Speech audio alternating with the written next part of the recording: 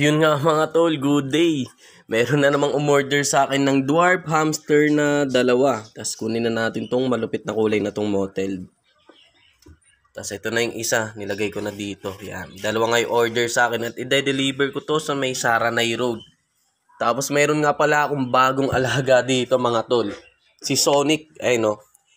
Isa siyang hedgehog. Hedgehog? Basta yun na yun.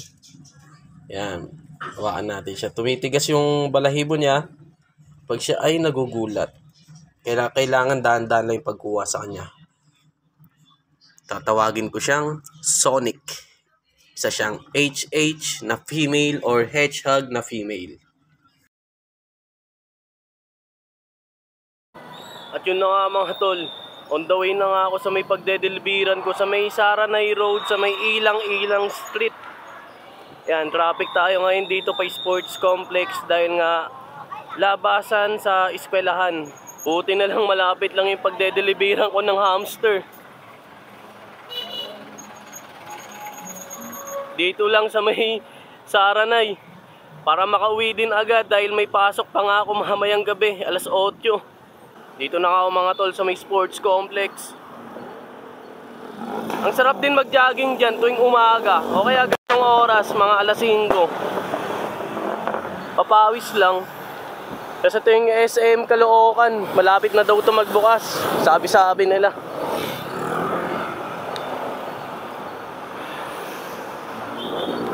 Sarap mag-bike.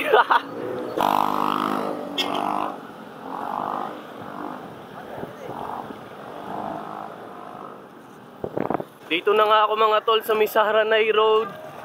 At malapit na ako doon sa aking pagdedelbiran. Tamang chill ride lang ako habang dinadama yung lamig ng simoy ng hangin. Napaka-good shit.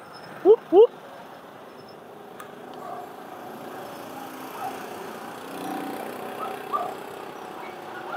At ayon nga sa sinabi ni ma'am, eto nga daw iniyaw.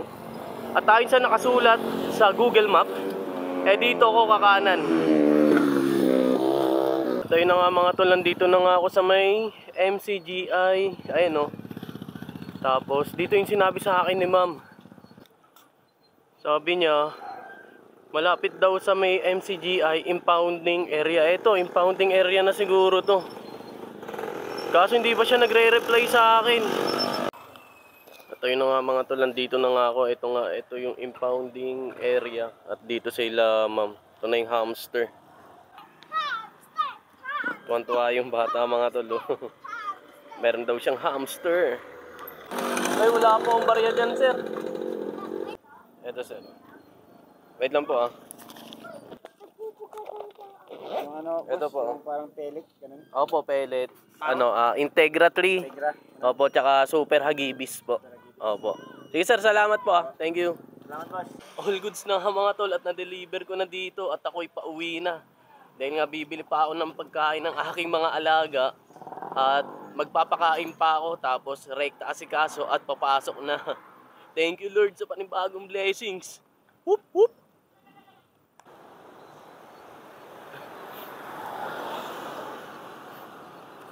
Napaka-good ng daan dito. Parang nasa Maynila ka lang oh. Woo! Napaka-swabe. Lamig pa ng hangin. Tamang whoop whoop lang talaga sa daan. Whoop whoop.